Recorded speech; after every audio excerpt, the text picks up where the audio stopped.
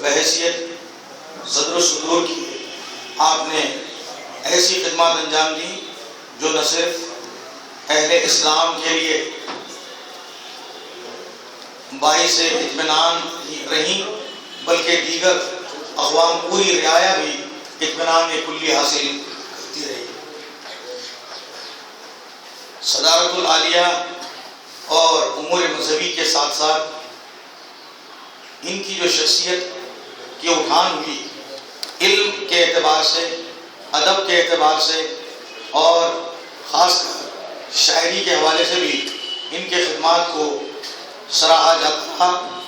بحیثیت ایک عالم و فاضل کے ایک بہت بڑا مدرسہ جس کا نام جامعہ نظامیہ ہے، وہاں سے لاکھوں لوگ اب تک نکل چکے ہیں اور پوری اقطاع عالم میں اپنے علم کے جواہر بکھیر رہے ہیں۔ یہ سب بالواسطہ یا بلا واسطہ مولانا انوار اللہ علیہ الرحمہ کی خدمات سمجھے جا سکتے ہیں۔ حضرات کرام، آپ کے تعلیمی خدمات کے ساتھ ساتھ اشاعتی خدمات بھی قابل قدر ہیں۔ آپ نے ضروری عنوانات کے تحت خود بھی کتابیں لکھی۔ بدخواصۂ حال جن عنوانات کی، جن موضوعات کی ضرورت تھی، ان کی صلاحیت اور علمی استعداد کے مطابقت رکھنے والے لوگوں کا انتخاب کیا اور ان سے بھی انہوں نے کتابیں لکھوائیں۔ اس کے لیے اشاعت العلوم کے نام سے آپ نے ایک مکتبہ بھی قائم کیا، جہاں سے نہایت اہم علمی، ادبی اور مختلف فنون کی کتابیں بھی آپ نے اپنے اس اشاعت العلوم سے شائع کروائیں۔ آپ نے کتب خانہ بھی قائم کیا۔ ایک کتب خانہ دراصل جو اپنا ذاتی کتب خانہ تھا، اس ذاتی کتب خانے کو جامعہ نظامیہ کے حوالے کیا، لیکن اس سے ہٹ کر دنیا بہت کم جانتی ہے کہ آپ نے اس کتب خانے کا نام تو پوری دنیا جانتی ہے، اس کا نام ہے کتب خانہ آصفیہ۔ آج سینٹرل لائبریری، اورینٹل لائبریری کہی جاتی ہے۔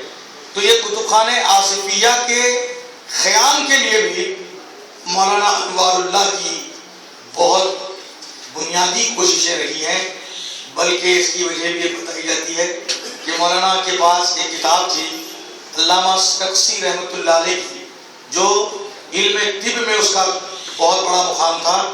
وہ کتاب کسی نے مطالعے کی غرض سے ان کے یہاں سے لے گیا اور وہ واپس لا کر نہیں دیا۔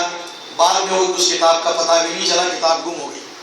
تو اتنی اہم کتاب کے گم ہونے کا بڑا خلق ہوا علامہ انوار اللہ کو، اور اسی وقت آپ نے ذہن میں یہ خیال لایا کہ ایسی نادر و نایاب کتابیں، اہم عنوانات پر لکھی گئی کتابیں اس طرح طلب ہوتی رہی تو پھر علوم اور فنون کا سمجھے کہ یوں یہ اختتام ہی ہو جائے گا۔ تو اس کے لیے، اس کے تحفظ کے لیے، علوم اور فنون پر لکھی گئی کتابوں کے تحفظ کے لیے، ان علوم اور فنون کے حفاظت کے لیے آپ کے ذہن عالی میں ایک نقشہ آیا، ایک بڑی لائبریری قائم کریں۔ اس کے لیے ملا عبد القیوم سے مفاہمت کر کے، ان سے استمزاج کر کے حکومت آصفیہ کے سامنے پیش کیا، اور چونکہ بادشاہ آپ کا شاگرد تھا، آپ کی کسی تجویز کو رد کرتے ہوئے نہیں دیکھا گیا۔ آپ نے جو کچھ کہا اس کے لیے فرمان جاری کر دیا، اس کے لیے امداد بھی جاری کر دی۔ تو چنانچہ ایک بہت بڑا کتب خانہ آج بھی آپ دیکھتے ہیں، صرف سیڑھیوں کو اگر ہم دیکھیں گے تو ہماری ٹوپی گر جائے گی، اتنی اونچی سیڑھیاں ہیں اور وہ کتب خانہ دیکھ۔ لیکن آج اس کتب خانے کا حال بہرحال بہت برا ہے تو نہیں کہتا میں، لیکن اس کی بھی اصلاح کی اور تجدید کی ضرورت ہے۔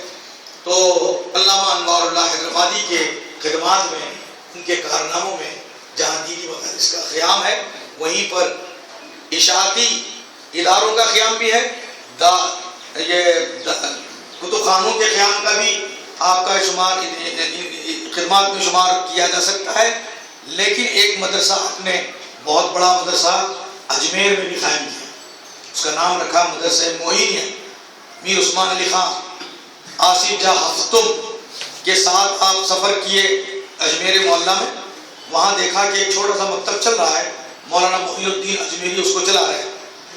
پھر آپ نے یہ مناسب جانا کہ چونکہ ہمارے بادشاہ یعنی بادشاہ خیر کے امور میں بہت آگے آگے رہتے ہیں، اور بادشاہ آپ کا کوئی حکم ٹالتا نہیں، یہ معلوم بھی تھا، بلکہ ہر سال 400 ایسے لوگوں کو آپ حج کے لیے حکومت کی جانب سے بھیجنے کی تجویز پیش کی تھی، جسے بادشاہ نے منظور کیا، اور ہر سال 400 مستحقین کو جو اہل خدمات شرعیہ پر مامور تھے ان کو بھیجانے کا ہر سال انتظام کروایا تھا. تو اب یہاں مدرسہ معینیہ کا قیام بھی عمل میں آیا، اور اسی مکتب میں جو مدرس تھے مولانا محی الدین اجمیری بہت بڑے عالم تھے، ان کی علمی صلاحیت کو جانچ کر کے آپ نے اس مدرسے کے بلکہ جامعہ دارالعلوم قائم کر کے اس دارالعلوم کا پرنسپل ان کو بنا دیا، انہیں کو بنا دیا. اس کے بعد ایسے افراد کی اس میں فہرست شامل کر دی کہ جس میں کسی کا کوئی اختلاف نہ ہو. آپ کو سن کر تعجب ہوگا کہ مجلس علماء انہوں نے قائم کی وہاں، اور مجلس علماء کے خود امیر مجلس رہے، اور ارکان میں آپ کو معلوم ہونا چاہیے کہ شمال کے ایک سے ایک جو چنندہ اور منتخب علماء میں ان کا شمار ہوتا تھا، ان کو انہوں نے شامل کیا، جس میں حجت الاسلام علامہ حامد رضا فاضل بریلوی، امام احمد رضا کے فرزند، ان کو بھی اس میں شامل کیا، اور ان کے شاگرد علامہ امجد علی صاحب جنہوں نے بہار شریعت کے 20 حصے انہوں نے لکھے ہیں، ان کو بھی اس کے رکن میں انہوں نے شامل کیا. تو شمال اور جنوب کا گویا انہوں نے جو ایک فرق یہ خط امتیاز لوگوں نے کھینچ کر رکھ دی تھی، اس کو مٹانے میں بھی یہ ان کا مجلس علماء میں ان کو شامل کرنا بھی بڑا معاون ثابت ہوا. تو اس طرح علامہ انوار اللہ حیدرآبادی بہت رواداری کے عالم تھے، وہ پورے ملک میں بھی رواداری اور امن چاہتے تھے. کبھی کبھی ایسا ہوتا تھا، آپ کو معلوم ہے کہ یہ 1875 کے بعد کا زمانہ ہے، 1880-81 کا زمانہ ہے، اس میں انگریزوں کی بہرحال حکومت تھی، برٹش گورنمنٹ حاکم اور متصرف تھے. یہاں چونکہ اس حیدرآباد میں جو ممالک محروسہ جس میں گلبرگہ وغیرہ بھی شامل تھا، حیدرآباد کے علاقے کو آصف جاہ اول کہتے ہیں میر عثمان علی خان اس وقت سریرائے سلطنت تھے. تو اس وقت کبھی ایسا ہوتا کہ برطانیہ حکومت اور آصفیہ حکومت کے مابین کبھی کچھ خلش پیدا ہو جاتی، رنجش پیدا ہو جاتی، تو علامہ انوار اللہ حیدرآبادی ہی کی وہ ذات سدودہ صفات تھی جو بیچ میں جا کر مسئلے کو حل کرتے تھے. اور وزیر فائنانس گلانسی نامی جو انگریز تھا، علامہ انوار اللہ حیدرآبادی کے وزن کو محسوس کرتا تھا، اور بلکہ ان کے علمی وقار کو وہ سمجھتا تھا، بلکہ ان کی بات کو اکثر مانتا تھا. تو لہٰذا یہاں بھی مان گئے. تو خدمات کے سلسلے میں یہ بھی ہم کہہ سکتے ہیں کہ یہاں آپ نے مدارس کا قیام عمل میں لایا، اشاعت العلوم کا قیام عمل میں لایا، اور وہاں سے اپنی کتابوں کے سوا دیگر لوگوں کی کتابیں بھی شائع فرمائیں. کم از کم 200-300 کتابیں اس مطبعے سے چھپی، اور اپنے کتب خانے میں کئی ایسے مخطوطات بھی شامل ہیں جو ہزاروں کی تعداد میں ہیں، جس کو جامع نظامیہ کے آپ نے حوالے کر دیا. علامہ انوار اللہ کی جو خدمات ہیں، ان خدمات کا اگر ہم احاطہ کریں تو وقت کافی نہیں ہوگا. میں اختصار کے ساتھ عرض کروں گا کہ چونکہ حکومت میں بھی یہ دخیل تھے، تو رعایا کی اصلاح کی بھی اپنی ایک ذمہ داری اپنے تئیں لیتے تھے. اصلاح احوال کے نام سے آپ نے کچھ کمیٹیاں بھی بنائی، اور اصلاح مسلمانان کے نام سے بھی ایک انجمن بنائی. ہر انجمن کے تحت آپ مختلف کام ایسے کرتے تھے کہ جو پورے ملک تک کے کام ان کا پھیلا ہوا تھا. جو غلط رسمیں پہلے سے چلتی تھیں اس کو مٹا دیا. لوگ خلفائے راشدین کے یوم وصال سے واقف نہیں تھے بھی تو اپنے امور جاری رکھتے تھے. مدارس خاص طور پر دینی مدارس میں آپ نے چھٹی تعطیل کا اعلان کروایا، اور اس تعطیل کے دن خلفائے راشدین کے احوال و آثار کا تعارف کروانے کے لیے آپ نے علماء کا انتخاب کیا اور 500 علماء کا انتخاب کر کے ملک کے حیدرآباد کے تقریباً دیہاتوں میں علاقوں میں دور دور تک واعظین بھیجے اور واعظین جو حکومت سے تنخواہ تھے جہاں جا کر کوئی ایک 100 روپیہ بھی انہیں نہیں دیتا تھا، لیکن چونکہ وہ حکومت سے تنخواہ تھے، حکومت کی جانب سے اصلاح احوال کے حوالے سے وہ ان کی خدمات بھی قابل قبول رہی ہیں۔ یہ مولانا انوار اللہ کا کارنامہ ہے۔ حضرات گرامی، ان کی تصانیف کے اعتبار سے ہم دیکھیں گے یہ اس دور کے عالم ہیں جس دور میں میں تو کہتا ہوں کہ نثر کا، اردو نثر کا سنہری دور جسے کہا جاتا ہے۔ سر سید احمد خان اور ان کے رفقائے کار نے جو اردو زبان کی خدمت انجام دی ہے اس کو سنہری دور سے، اردو نثر کے سنہری دور سے تعبیر کیا جا سکتا ہے، جس کے سرخی سر سید احمد خان، انہوں نے اردو نثر کو نہایت سادہ، سلیس اور شفاف بنانے کی کوشش کی اور اس کوشش میں کامیاب بھی رہے۔ ان کی اس کوشش کے اثرات ان کے رفقائے کار پر بھی پڑے۔ ظاہر ہے علامہ انوار اللہ اسی دور میں سانس لے رہے تھے تو ان کی کتابوں کا مطالعہ بھی کرتے تھے اور اس دور میں جو سید کی تحریک تھی اس سے ناواقف بھی نہیں تھے، لیکن چونکہ یہ گوشہ تنہائی کو پسند کرتے تھے اس لیے ہرجائی بننے سے انہوں نے دوسرے معنوں میں عملاً انکار بھی کیا۔ انہوں نے لکھا بھی ہے، جس کو دیکھو نام بھری کا ہے بس پابند، ہم تو گردش ایام سے دور رہے، ہم تو بس گردش ایام سے دور رہے۔ تو گردش ایام سے دور رہنا ان کا ایک مزاج تھا، لیکن جہاں وہ تھے وہاں بیٹھ کر بھی بہت پھیلاؤ ان کے کام کا رہا۔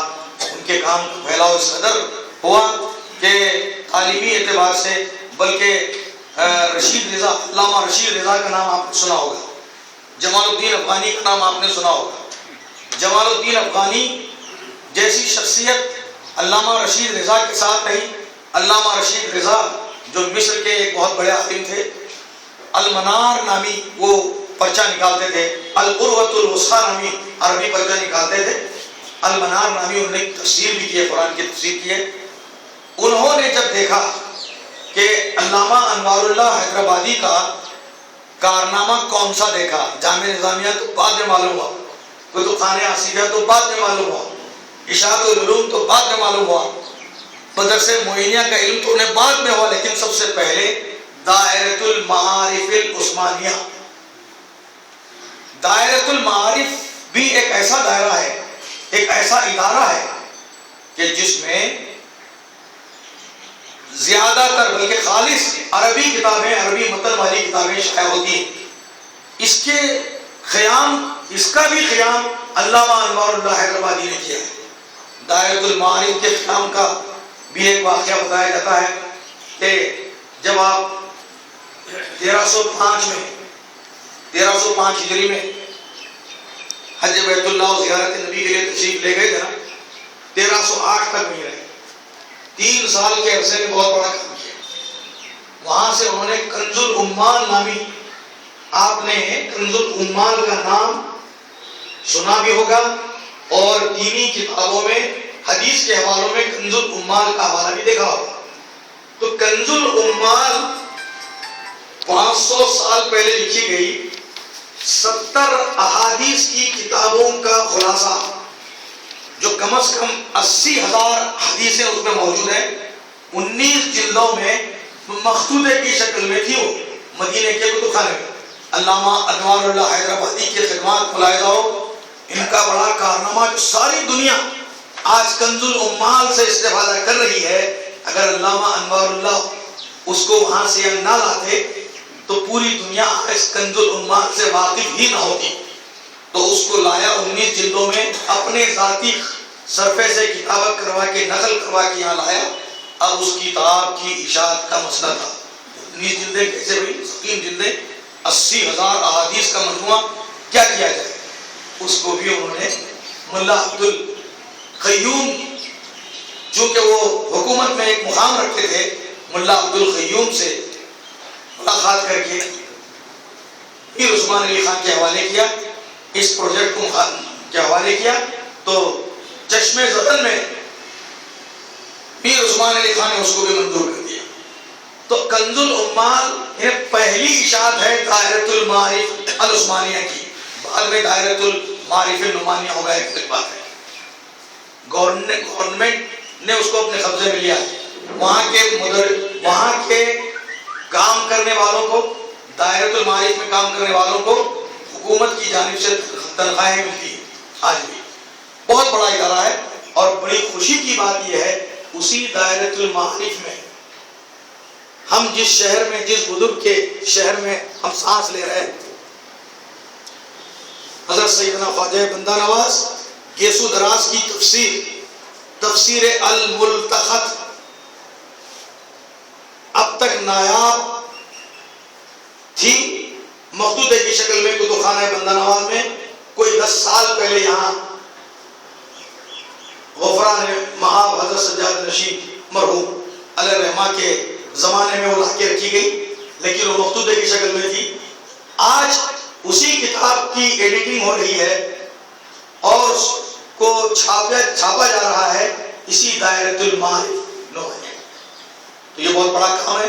میں عرض کرنا ہی چاہتا ہوں کہ علامہ انوار اللہ حیدرآبادی کا جو کام ہے بہت پھیلا ہوا کام ہے۔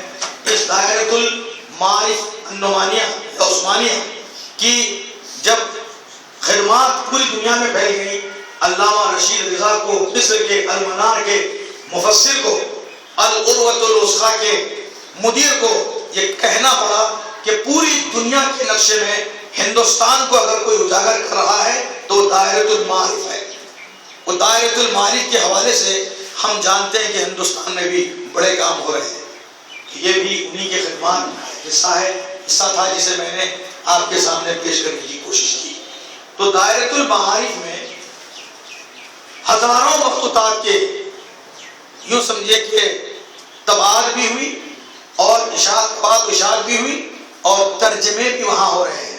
الحمدللہ وہ کام کر رہا ہے۔ اب آئیے، تصنیفات بھی آپ کی خدمات ہیں، تصنیفات بھی آپ کی خدمات ہیں۔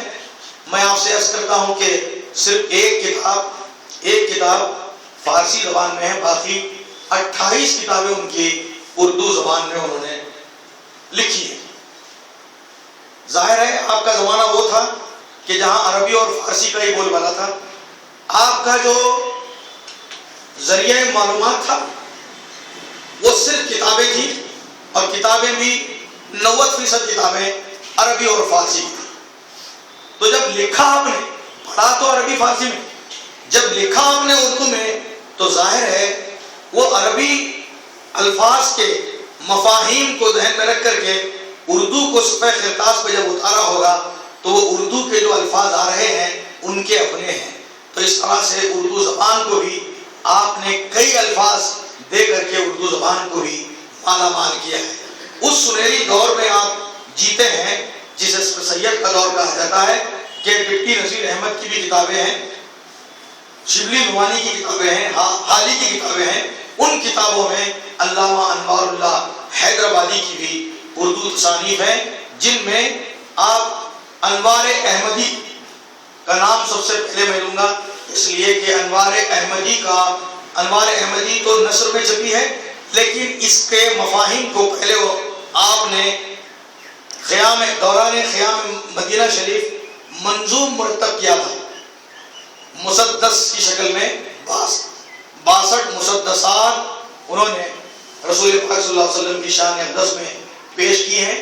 اس میں صرف 25 یا 26 مسدسات کی تشریح کی تو وہ انوار احمدی ہو گئی۔ انوار احمدی اتنی زبردست کتاب ہے، اس کتاب کو دیکھنے کے بعد حاجی امداد اللہ مہاجر مکی کو کہنا پڑا تھا کہ بلکہ انہوں نے تخریج لکھی ہے، حاجی امداد اللہ مہاجر مکی نے اس کتاب پر تخریج لکھی ہے کہ یہ کتاب اپنے موضوع پر، یعنی اپنے پیغمبر کی عظمت و رفعت بیان کرنے میں یہ کتاب فرد فرید کی حیثیت رکھتی ہے، اور اس کتاب کو بہت مقام حاصل ہوگا بلکہ اپنے مرید اپنے خلیفہ مولوی اشرف علی تھانوی کو بھی آپ نے متوجہ کروایا کہ اشرف علی ایک کتاب ابھی حال میں مولوی انوار اللہ صلی اللہ تعالیٰ کی منظر عام پر آئی ہے، حضور پاک صلی اللہ علیہ وسلم کی عظمت اور رفعت کو سمجھانے والی شاندار کتاب ہے، آپ اس کا مطالعہ کرو. یہ متوجہ کروایا. بڑے بڑے وقت کے مشاہیر علم و ادب کو جن کی تحریروں نے متاثر کیا ہے. ایک اور بات عرض کرتا ہوں کہ ایک بچہ نکلتا تھا الندوا نام سے، الندوا لکھنؤ سے نکلتا تھا، جس کے مرتبین تھے ایک تو مولوی شبلی نعمانی اور دوسرے مولانا حبیب الرحمان خان شیروانی. یہ دونوں نام ایسے بڑے نام ہیں. شیروانی صاحب تو ایسے تھے کہ ان کا کتب خانہ بہت مشہور ہے، بلکہ علامہ ابوالکلام آزاد بھی جیل میں رہ کر اپنے دل کے غبار کو اتارنے کے لیے مولوی حبیب الرحمان خان شیروانی کو سامنے رکھتے ہیں اور خطوط لکھتے جاتے ہیں. تو اس طرح سے یہ دو جو ہے شبلی نعمانی اور حبیب الرحمان خان شیروانی الندوا کے ایڈیٹر تھے. اس الندوا میں ایک مضمون بلکہ نصاب درس نظامی کے نصاب پر حملے ہوئے تھے. کسی نے مضمون لکھا تھا کہ بھئی اتنے مشکل آپ کتابیں رکھے ہیں کہ طالب علم اس کو کسے پڑھے لکھے. تو مشکل پسندی کا